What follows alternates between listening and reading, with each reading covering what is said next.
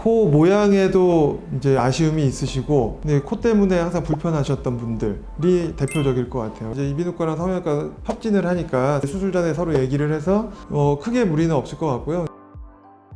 안녕하세요. 이비인후과 전문의 조민호입니다. 네, 반갑습니다. 기존의 코 성형은 모양이나 형태를 위주로 했다면 코의 기능적인 부분을 고려하겠다라는 내용인데, 주된 것은 코막힘이 있거나 비염이 있는 환자들을 대상으로 해서 외형뿐만이 아니라 그 내부의 상태를 확인하고 치료가 필요한 경우에는 같이 병행해서 치료할 수 있는 그것을 기능코라고 이해하시면 되겠습니다. 일단은 병원에 오시는 분들 중에서 불편함을 제일 많이 얘기하시는 게 코막힘이고, 그 외에 비염 증상은 콧물이나 재채기, 가려움 등이 있을 수 있는데, 이런 것들을 해결하기 위해서 같이 해결하기 위해서 오시는데, 이 비염 증상 중에서 수술적인 방법으로 가장 효과를 볼 수 있는 부분은 아무래도 코막힘 부분이고요. 코막힘을 유발하는 원인이 어디 있는가를 찾는 게 제가 진료실에서 보는 과정이고, 비염이 있는 분들은 이 코 안에 이제 콧살이라고도 부르는 합의갑계가 이제 이렇게 비후돼 있다고도 표현하고, 쉽게 말하면 부어 있는 경우가 많이 있고요. 그 양쪽 코를 가르는 비중격이라는 구조가 많이 휘어 있는 경우, 그런 경우에 한쪽 코를 막을 수 있기 때문에 그런 부분이 있는지 살펴보고, 그리고 비밸브라고 해서 요즘에 많이 주목을 받고 있는데, 코 안쪽에서 공기가 들어가면서 가장 좁아지는 그 부분에 다른 이상이 있는지, 아니면 그 부분을 조금 조작했을 때, 조금 넓혀졌을 때 개선이 되는지, 이런 부분들을 이제 살펴보고 진단을 하게 됩니다. 수술은 어떤 수술을 하게 되냐면, 첫 번째는 비염 수술이고요. 비염 수술은 그 합의갑계라는 구조물을 축소하고 밖으로 약간 밀어주는 방식으로 수술을 진행하게 되고요. 그 축소하는 방식은 여러 가지가 있는데, 고주파나 전기를 이용해서 이제 소작을 하는 방법이 있고, 그 내부에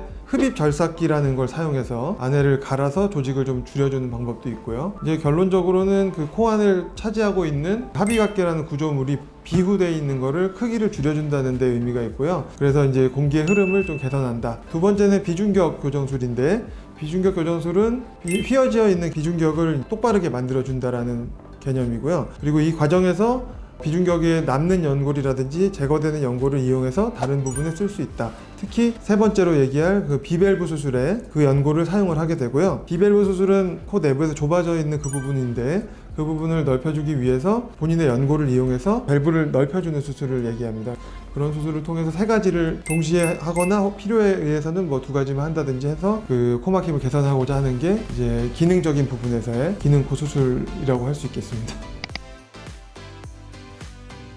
이게 뭐 특이한 경우가 있을 수는 있을 것 같은데, 일반적으로 저희가 사전 평가를 했을 때 뭐 두 가지를 같이 해도 뭐 무리가 없겠다라고 판단되면은 못할 거는 없을 것 같은데요. 예를 들어서 이제 성형외과나 이비인후과나 마찬가지겠지만, 코 수술을 하고 나서 없었던 불편함이 생기는 게 제일 두려운 거거든요. 근데 숨 쉬는 거 괜찮았는데 코 성형하고 나서 코가 막힌다든지, 코가 오른쪽이 막혀서 수술했는데 수술하고 나서 왼쪽이 막힌다든지, 이런 식으로. 그래서 그런 거를 방지하기 위한 노력이 좀 있으면, 서로 이제 저희는 이제 이비인후과랑 성형외과 협진을 하니까 사전에 이제 수술 전에 서로 얘기를 해서 예상되는 문제점이 있다면은 그런 거를 좀 줄이거나 막을 수 있는 방향으로 계획을 하면은 크게 무리는 없을 것 같고요. 근데 이제 환자분이 원하는 코의 모양이 너무 좀 이게 무리가 간다, 골격에 부담을 준다라고 하면은 그게 이제 나중에 그런 불편함이 생길 수는 있는 거거든요. 그래서 그거를 이제 환자하고 두 과가 같이 이제 상의를 해서, 무리한 요구가 있는 경우에는 이런 부분은 이런 부작용이 발생할 우려가 있기 때문에 조정하는 게 좋겠다라든지,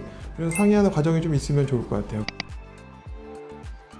코 모양에도 이제 아쉬움이 있으시고, 근데 코 때문에 항상 불편하셨던 분들이 대표적일 것 같아요. 그래서 뭐 오늘도 그런 분이 있었지만, 밤에 코가 막혀서 잠을 잘 못 잔다, 그럼 낮에도 뭐 불편할 수 있고, 그래서 코막힘이 나를 좀 많이 불편하게 한다 하면서 근데 코 모양도 조금 개선을 하고 싶다 하는 분들이 전형적으로 추천되는 경우일 것 같고요. 코 안에 다른 문제가 있고, 이제 뭐 예전에 뭐 수술을 하고 합병증이 심하거나 해서 기능적인 문제가 쉽게 개선되기 어려운 분들은 일단은 기능코 수술의 대상이 되기 좀 어려울 수 있을 것 같습니다. 비중격에 구멍이 너무 크게 나 있다든지, 그래서 비중격을 더 건드리기가 어렵고 뭐 재건을 한다든지, 이게 더 급한 분들은, 그것도 일종의 기능코긴 하지만 지금 저희가 얘기하는 기능코의 대상이 되기보다는 다른 치료가 좀 먼저 필요할 수 있다. 첫 번째는 비중격에 있는 본인의 연골을 채취할 수 있기 때문에 성형이나 다른 수술에 사용할 수 있다는 점이 장점이고요. 두 번째는 한 번에 두 가지 수술을 할 수 있기 때문에 절개도 한 번만 하면 되고 회복도 한 번만 하면 됩니다. 세 번째는 질병과 관련된 수술 같이 하기 때문에 보험 혜택을 받을 수 있다는 점, 그래서 비용의 절감 효과가 있을 수 있습니다.